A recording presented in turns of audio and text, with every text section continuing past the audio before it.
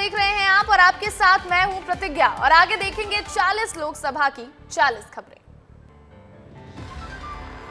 लोकसभा के चुनाव के दूसरे चरण में 13 राज्यों और केंद्र शासित प्रदेशों की 88 सीटों पर वोटिंग हुई। त्रिपुरा में सबसे ज्यादा करीब 89% वोटिंग हुई और महाराष्ट्र, बिहार और उत्तर प्रदेश में सबसे कम 54% मतदान हुआ। 2019 के आम चुनावों में इन सीटों पर 70% मतदान हुआ था।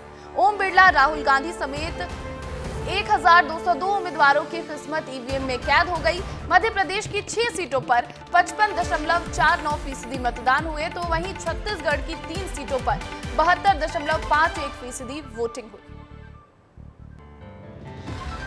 छत्तीसगढ़ में दूसरे चरण के मतदान को लेकर लोगों में जबरदस्त उत्साह दिखा। कांकेर, महासमुंद और राजनांदगांव में बम्पर वोटिंग हुई। इसके लिए सुरक्षा के चाक चौबंद इंतजाम किए गए थे। 3 सीटों पर 73% से ज्यादा मतदान हुआ। कांकेर में करीब 75%, महासमुंद में 71% से ज्यादा और राजनांदगांव में 74% वोटिंग हुई। वोटिंग खत्म होने के बाद भोपाल में मुख्य निर्वाचन पदाधिकारी ने प्रेस कॉन्फ्रेंस की। मुख्य निर्वाचन पदाधिकारी अनुपम राजन ने कहा कि सभी 6 सीटों पर 58.35% वोटिंग हुई। सबसे ज्यादा मतदान होशंगाबाद के पिपरिया में हुआ, जहां 73% से ज्यादा वोटिंग हुई। कम मतदान को लेकर अनुपम राजन ने कहा कि ये सवाल जनता से पूछना चाहिए, क्योंकि 2019 में इन सीटों पर 67% मतदान हुआ था। उन्होंने कहा कि जिन इलाकों में ईवीएम संबंधी शिकायत आई उनमें तत्काल सुधार कराया गया। जहां पर मशीनों में दिक्कत आई वहां भी तत्काल मशीनें बदली गई। लोकसभा चुनाव के दूसरे चरण में हुई कम वोटिंग ने राजनीतिक पार्टियों की चिंता बढ़ा दी है। मध्य प्रदेश में बीजेपी दफ्तर कम वोटिंग को लेकर बैठक हुई और जिसमें मतदान को लेकर समीक्षा की गई। मीटिंग में सीएम डॉक्टर मोहन यादव, लोकसभा चुनाव प्रभारी महेंद्र सिंह और संगठन महामंत्री हितानंद शर्मा मौजूद रहे। मीटिंग के बाद सीएम डॉक्टर मोहन यादव ने कहा कि शादी सीजन, फसल कटाई और मौसम की मार के कारण वोटिंग कम हुई है। हम कांग्रेस के मुकाबले लीड ले रहे हैं। राजनांदगांव में वोटिंग के दौरान एक बूथ पर हंगामा हो गया। कांग्रेस प्रत्याशी और पूर्व सीएम भूपेश बघेल ने कहा कि बीजेपी के लोगों ने उन्हें अंदर जाने से रोक दिया है। उन्होंने एक्स पर पोस्ट कर बीजेपी पर गुंडे भेजकर लोगों को डराने धमकाने का आरोप लगाया। उन्होंने लिखा कि बीजेपी के खिलाफ लोगों का रुझान देखकर बीजेपी के लोग बौखला गए हैं और इनकी विदाई तय हो चुकी है। पूर्व सीएम और राजनांदगांव से प्रत्याशी भूपेश बघेल ने एक्स पर पोस्ट कर चुनाव आयोग पर सवाल खड़े किए हैं। उन्होंने लिखा कि लोग शिकायत कर रहे हैं कि ईवीएम में बाकी प्रत्याशियों की फोटो बड़ी और स्पष्ट है, लेकिन मेरी फोटो छोटी और स्पष्ट नहीं है। उन्होंने आरोप लगाया कि फोटो वैसी ही दी गई है जैसी चुनाव आयोग ने मांगी थी। ये चुनाव आयोग के निष्पक्षता के दावों की कलई खोलता है। क्या ये षड्यंत्र पूर्वक किया गया है, लेकिन इससे परिणाम बदलने वाला नहीं है। कवर्धा में पूर्व सीएम और विधानसभा अध्यक्ष डॉक्टर रमन सिंह ने वोट डाला। डॉक्टर रमन सिंह परिवार समेत बूथ क्रमांक 237 पर वोट डालने पहुंचे। उन्होंने लाइन में लगकर मतदान किया। डॉक्टर रमन सिंह ने बीजेपी की जीत का दावा भी किया। राजनांदगांव से बीजेपी के संतोष पांडे मैदान में हैं, जिनका मुकाबला कांग्रेस प्रत्याशी और छत्तीसगढ़ के पूर्व मुख्यमंत्री भूपेश बघेल से है।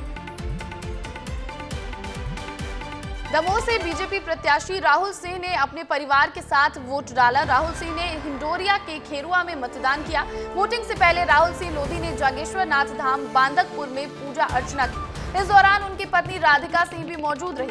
राहुल सिंह अपनी जीत को लेकर आश्वस्त नजर आए। वहीं राधिका सिंह ने कहा कि वो राष्ट्र निर्माण के लिए वोट करने आई है। मध्य प्रदेश की 6 सीटों पर शुक्रवार को मतदान हुआ और ऐसे में बॉलीवुड एक्टर आशुतोष राणा भी अपने गृह जिले नरसिंहपुर पहुंचे और यहां उन्होंने गढ़वारा विधानसभा महाराणा प्रताप वार्ड बूथ में मतदान किया।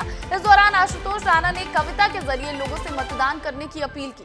उन्होंने तू वोट कर, तू वोट कर, तू वोट कर कविता सुनाई। राजनांदगांव में बीजेपी प्रत्याशी संतोष पांडे कार्यकर्ताओं के साथ अलग अलग बूथों का दौरा किया और इस दौरान उन्होंने कहा कि हमारे पंडाल में भीड़ है और कांग्रेस के पंडाल खाली पड़े हैं। भूपेश बघेल के साथ धक्का मुक्की को उन्होंने कांग्रेस की अंदरूनी कलह करार दिया। होशंगाबाद लोकसभा सीट के इटारसी में लोकतंत्र की खूबसूरत तस्वीर सामने आई है। एक तरफ जहां 80 से 100 साल के बुजुर्ग वोट करने पहुंचे तो युवा वोटर्स भी जमकर उत्साह देखने को मिला। यहाँ के शासकीय महात्मा गांधी मेमोरियल कॉलेज में एक दुल्हन ने पहले जिम्मेदार नागरिक होने का फर्ज निभाया, उसके बाद शादी की। खास बात यह है कि खुद दुल्हन के माता पिता अपनी लाडली बेटी को लेकर पोलिंग बूथ पर पहुंचे थे और नई नवेली दुल्हन ने लोगों से भी मतदान करने की अपील की। राजनांदगांव में लोकसभा चुनाव के लिए मतदान हुआ। मतदान को लेकर जमकर उत्साह देखने को मिला। इस दौरान लोकतंत्र को मजबूत करने वाली तस्वीरें भी सामने आई, जहां एक दुल्हन मतदान करने पहुंची और कहा कि मतदान करना बेहद जरूरी है। तो सतना से मतदान को लेकर उत्साह की एक खूबसूरत तस्वीर सामने आई है, जहां उचेहरा में विदाई से पहले दुल्हन ने अपने अधिकार का उपयोग किया और दुल्हन के जोड़े में रोशनी अपने पति के साथ मतदान केंद्र पर पहुंची और वहां उन्होंने मतदान किया। साथ ही लोगों से वोट डालने की अपील भी की। वोटिंग के बाद धूमधाम से रोशनी की विदाई। खजुराहो लोकसभा के कटनी में युवा मतदाताओं ने बढ़ चढ़कर हिस्सा लिया। युवाओं ने क्षेत्र के मुद्दों को लेकर और विकास को लेकर मतदान किया। इस दौरान उन्होंने कहा कि सड़क और रोजगार का मुद्दा सबसे अहम है।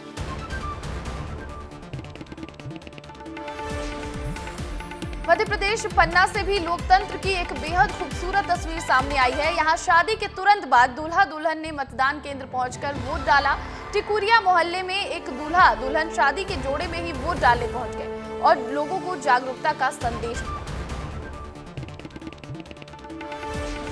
छतरपुर में मतदान के दौरान अलग अलग तस्वीरें देखने को मिली। भीषण गर्मी के बीच भी लोग बड़ी संख्या में वोटिंग के लिए घरों से बाहर निकले। वहीं वो लोग भी मतदान के लिए पहुंचे जिनकी शादी थी। जिला पंचायत अध्यक्ष विद्या अग्निहोत्री के छोटे बेटे ने शादी की रस्मों को छोड़कर पहले मतदान किया, फिर रस्में निभाई। वहीं छतरपुर में भी एक दुल्हन ने अपनी विदाई से पहले वोट डाला। दमोह में भी लोकसभा चुनाव को लेकर वोटिंग हुई। लोगों ने बढ़ चढ़कर लोकतंत्र के इस महापर्व में हिस्सा लिया। इस दौरान एक दूल्हा भी मतदान करने पहुंचा। तुलसीराम रैकवार शादी के बीच में ही अपना फर्ज निभाने के लिए पहुंच गए और सुबह हल्दी लगवाने के बाद सीधे उन्होंने वोट डाला। उसके बाद उन्होंने बारात निकाली। तुलसीराम रैकवार का कहना है कि लोकतंत्र की मजबूती के लिए उन्होंने सबसे पहले मतदान किया। कांकेर में नक्सलियों ने लोकसभा चुनाव का बहिष्कार करने के लिए बैनर लगाया था। बैनर लगाकर लोगों के बीच दहशत फैलाने की कोशिश की गई। बावजूद इसके लोगों ने बढ़ चढ़कर लोकतंत्र के महापर्व में हिस्सा लिया और मतदान केंद्रों पर पहुंचकर जमकर मतदान किए।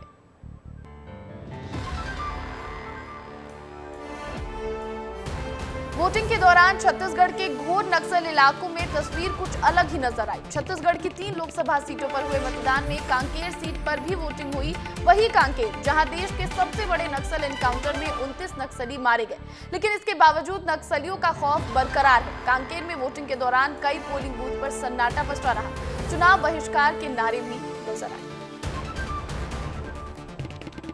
छतरपुर में वोटिंग के दौरान मतदाताओं ने जमकर हंगामा किया।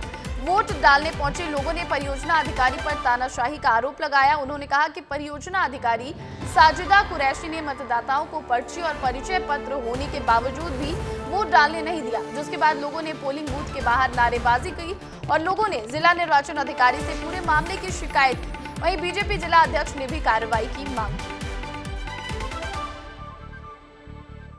दूसरे चरण के मतदान के दौरान बूथों से कुछ ऐसी तस्वीरें निकलकर सामने आई जिसने प्रशासनिक व्यवस्था पर सवाल खड़े कर दिए। ये वीडियो कवर्धा का है, जहां बीजेपी कार्यकर्ता और एडीएसपी के बीच तू-तू मैं-मैं हो गई।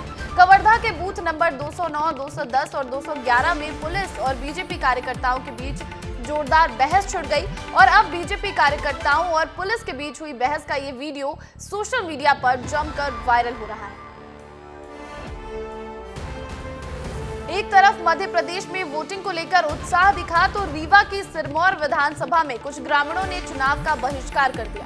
भौखरी गांव के लोगों ने रोड ना होने से नाराज होकर जमकर नारेबाजी की और चुनाव का बहिष्कार किया। उन्होंने कहा कि गांव की मुख्य सड़क अब तक नहीं बनी है। सूचना मिलते ही प्रशासनिक अधिकारी मौके पर पहुंचे और ग्रामीणों को समझा बुझाकर वोट डालने की अपील की। महासमुंद के कस्तूरा बाहल गांव में ग्रामीणों ने मतदान का बहिष्कार कर दिया। ग्रामीण सड़क नहीं होने से नाराज हैं और सराई पाली के मलदापाल के आश्रित गांव के लोग लंबे समय से 4 किलोमीटर तक की कच्ची सड़क को पक्की कराने की मांग कर रहे हैं, लेकिन आज तक सड़क नहीं बन पाई। सड़क की मांग को लेकर ग्रामीणों ने चुनाव का बहिष्कार किया। अधिकारियों ने उन्हें समझाने की कोशिश की, लेकिन वो अपनी मांग पर डटे रहे। लोकसभा चुनाव के दूसरे चरण के तहत एक ओर जहां लोगों ने अपनी मतों का इस्तेमाल किया, तो वहीं गरियाबंद के 9 गांवों में लोगों ने मतदान का बहिष्कार किया। कोयबा, नागेश, कोदोमाली, साहेबिन कछार और गरीबा के मतदान केंद्र में सुबह 10 बजे तक वोट नहीं डाले जा सके और एसडीएम फिर एसपी ने यहां पहुंचकर ग्रामीणों के साथ बातचीत की, जिसके बाद गांव के मुखिया मतदान के लिए राजी हो गए, लेकिन युवा मतदान बहिष्कार पर अड़े रहे और केंद्रों पर सन्नाटा पसरा रहा। कांकेर में मतदान के बाद मतदान दलों को कड़ी सुरक्षा के बीच रवाना किया गया और सबसे पहले अति संवेदनशील क्षेत्रों के 9 मतदान दल वापस पहुंचे। इन सभी मतदान दलों को हेलीकॉप्टर से रवाना किया गया। चुनाव से 2 दिन पहले भी इन्हें कड़ी सुरक्षा के साथ वहां भेजा गया था और सभी 76 मतदान कर्मी सुरक्षित वापस लौट आए। राजगढ़ में केंद्रीय गृह मंत्री अमित शाह ने बीजेपी प्रत्याशी के पक्ष में सभा करते हुए दिग्विजय सिंह पर जमकर निशाना साधा। उन्होंने कहा कि कांग्रेस पार्टी जिसके सलाहकार दिग्गी राजा हैं, वो राम मंदिर के मुद्दे को सालों से अटका रही थी। रामलला की प्राण प्रतिष्ठा का न्योता भी दिया, लेकिन दिग्गी राजा भी नहीं गए, क्योंकि वो उनके वोट बैंक से डरते हैं। जो ना मंदिर गए ना अयोध्या गए, इन्हें कभी माफ नहीं किया जा सकता। उन्होंने कहा कि दिग्गी राजा कई बार आए और गए, लेकिन अब परमानेंट विदाई करनी है। इनकी विदाई करो, लेकिन मेरी विनती है कि ये आशिक का जनाजा है, जरा धूम से निकले, बड़ी लीड से हराना है। केंद्रीय गृह मंत्री अमित शाह ने गुना में ज्योतिरादित्य सिंधिया के लिए प्रचार किया और इस दौरान अमित शाह ने कहा कि आपको तो मोदी जी ने बना बनाया मंत्री दिया है, केपी यादव का चिंता छोड़ देना। केपी यादव के भविष्य की चिंता बीजेपी करेगी। गुना वालों को 2-2 नेता मिलेंगे। साथ ही उन्होंने कहा कि ये चुनाव देश के अर्थतंत्र को तीसरे नंबर का बनाने का है। ये चुनाव 3 करोड़ माताओं को लखपति दीदी बनाने का है। ये चुनाव 4 करोड़ लोगों के लिए नए घर बनाने का है। 10 करोड़ लोगों को सोलर लगाकर बिजली के बिल से मुक्ति दिलाने का है। एमपी के पूर्व मंत्री और बीजेपी नेता कमल पटेल का दावा है कि मध्य प्रदेश में बीजेपी 29 में से 29 सीटें जीतेगी और बीजेपी को 400 पार से ज्यादा सीटें मिलेंगी। वहीं उन्होंने कांग्रेस पर हमला बोलते हुए कहा कि कांग्रेस अपने कर्मों के कारण खत्म हो रही है।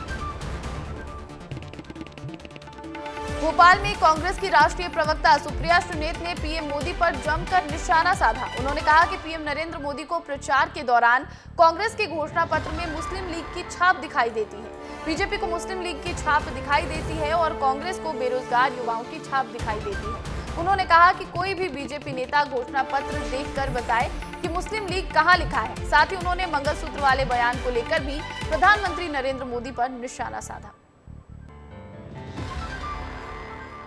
ग्वालियर चंबल में चुनावी घमासान मचने वाला है और जल्द ही राहुल गांधी और प्रियंका गांधी के दौरे होने वाले हैं। राहुल गांधी 30 अप्रैल को भिंड में कांग्रेस प्रत्याशी फूल सिंह बरैया के समर्थन में सभा करेंगे, तो वहीं 2 मई को प्रियंका गांधी मुरैना आएंगी। प्रियंका गांधी मुरैना में कांग्रेस प्रत्याशी सत्यपाल सिंह सिकरवार के समर्थन में रोड शो करेंगे। मुरैना में बीएसपी सुप्रीमो मायावती की सभा होने वाली है और मायावती 28 अप्रैल को बीएसपी प्रत्याशी रमेश गर्ग के समर्थन में सभा करेंगी। रमेश गर्ग का मुकाबला बीजेपी के शिवमंगल सिंह तोमर और कांग्रेस के सत्यपाल सिंह सिकरवार से है। मुरैना सीट पर बीएसपी का अपना जनाधार है। पिछले चुनाव में बीएसपी उम्मीदवार को 1,29,000 वोट हासिल हुए थे। छत्तीसगढ़ में लोकसभा चुनाव के दूसरे चरण में शुक्रवार को 3 सीटों राजनांदगांव, महासमुंद और कांकेर में मतदान हुए। इस बीच केंद्रीय गृह मंत्री अमित शाह छत्तीसगढ़ के बेमेतरा पहुंचे। उन्होंने यहां बीजेपी प्रत्याशी विजय बघेल के पक्ष में सभा को संबोधित किया। अमित शाह ने कहा कि कांग्रेस मुस्लिम लीग के एजेंडे को लेकर चल रही है। गृह मंत्री ने कहा कि कांग्रेस सरकार ने 70 साल से अयोध्या राम मंदिर मामले को अटका कर रखा था। आप लोगों ने नरेंद्र मोदी को पीएम बनाया तो 5 साल के भीतर हमने राम मंदिर का निर्माण कराया। तो छत्तीसगढ़ के बेमेतरा पहुंचे गृह मंत्री अमित शाह ने कहा कि नरेंद्र मोदी को फिर से पीएम बनाएं, हम 2 साल के भीतर छत्तीसगढ़ से नक्सलवाद को खत्म कर देंगे। साथ ही उन्होंने कहा कि छत्तीसगढ़ में 15 साल बीजेपी की सरकार रही, इन 15 साल में बीजेपी ने प्रदेश का विकास किया। अमित शाह ने कहा कि जब हमारी सरकार इस साल फिर से प्रदेश के सत्ता में आई तो हमने नक्सलियों को उखाड़ कर फेंकने का काम किया है। छत्तीसगढ़ के मुख्यमंत्री विष्णुदेव साय ने रायगढ़ के तमनार में बीजेपी प्रत्याशी राधेश्याम राठिया के पक्ष में प्रचार किया। उन्होंने कहा कि नरेंद्र मोदी को तीसरी बार प्रधानमंत्री बनाने के लिए बीजेपी को जिताना है। जैसे विधानसभा चुनाव में कांग्रेस को हटाया, वैसे ही इस बार भी कांग्रेस को हटाइए। इस लोकसभा चुनाव में कांग्रेस एक सीट भी नहीं जीतनी चाहिए। भिंड के लहार में चुनाव से पहले बीएसपी को बड़ा झटका लगा है। पूर्व विधायक रसाल सिंह ने पार्टी से इस्तीफा दे दिया है। आपको बता दें कि रसाल सिंह बीजेपी में 4 बार विधायक रह चुके हैं। विधानसभा चुनाव में टिकट न मिलने से उन्होंने बीजेपी छोड़कर बीएसपी का दामन थाम लिया था। बीएसपी के टिकट से विधानसभा का चुनाव भी लड़े, लेकिन हार गए थे। उनके इस्तीफे को बीएसपी के लिए बड़ा झटका माना जा रहा है, क्योंकि रसाल सिंह का क्षेत्र में अपना जनाधार है। महासमुंद से कांग्रेस प्रत्याशी ताम्रध्वज साहू ने ईश्वर साहू के धमतरी दौरे और बिरनपुर की घटना को लेकर बीजेपी पर निशाना साधा है। उन्होंने कहा कि ईश्वर साहू के बेटे की हत्या से सभी दुखी हैं, लेकिन बीजेपी के लोग राजनीतिक फायदे के लिए ईश्वर साहू को लाकर भाषण दिलवा रहे हैं। किसी के बेटे की हत्या हुई है, उसे वोट बैंक के लिए इस्तेमाल करना कहाँ की मानवीयता है।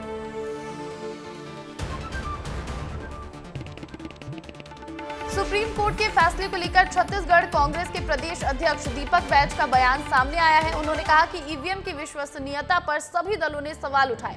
वीवीपैट से हर वोट मिलान केंद्र सरकार नहीं चाहती है। उन्होंने कहा कि हमें देश की जनता पर भरोसा है, इस बार बड़ा बदलाव होगा, देश में इंडिया गठबंधन की सरकार बनेगी। अशोकनगर के मुंगावली में केंद्रीय मंत्री ज्योतिरादित्य सिंधिया ने जनसभा को संबोधित किया। अपने संबोधन में सिंधिया ने कहा कि मोदी की गारंटी यानी गारंटी पूरा होने की गारंटी है। प्रधानमंत्री मोदी ने हर गरीब महिला और वंचितों को मोदी की गारंटी दी है। आज गरीबों के पास आयुष्मान कार्ड, महिलाओं के पास उज्ज्वला योजना, आवास योजना, फ्री राशन, ये सब मिल रहा है। इसलिए मोदी हैं तो मुमकिन है। उन्होंने कहा हर योजना पर पहला हक गरीब, आदिवासी, वंचित और महिलाओं का है। सागर से पूर्व मंत्री और रेहली विधायक गोपाल भार्गव ने बीजेपी के पन्ना प्रमुखों को उपहार देने की घोषणा की है। उन्होंने कहा कि जो भी पन्ना प्रमुख 100% मतदान कराएगा, उसे स्वेच्छा अनुसार गिफ्ट या फिर मोटरसाइकिल दी जाएगी। गोपाल भार्गव के इस बयान पर कांग्रेस ने हमला किया है। आचार संहिता के बीच पन्ना प्रमुखों को उपहार देने की घोषणा को कांग्रेस ने मतदाताओं के प्रलोभन से जोड़कर कहा कि इस मामले पर कांग्रेस गोपाल भार्गव के खिलाफ चुनाव आयोग में शिकायत करेगी। झाबुआ के मेघनगर और थांदला में मशाल रैली और मतदाता जागरूकता रैली निकाली गई। बड़ी संख्या में अधिकारी और कर्मचारी शामिल हुए। इस दौरान रंगोली प्रदर्शन, मतदाता जागरूकता गीत और सेल्फी पॉइंट, मतदान की शपथ, व्यंजन प्रतियोगिता के जरिए मतदाताओं को जागरूक किया गया। झाबुआ के मेघनगर और थांदला में स्वीप के तहत मतदाताओं को वोट करने की शपथ दिलाई गई।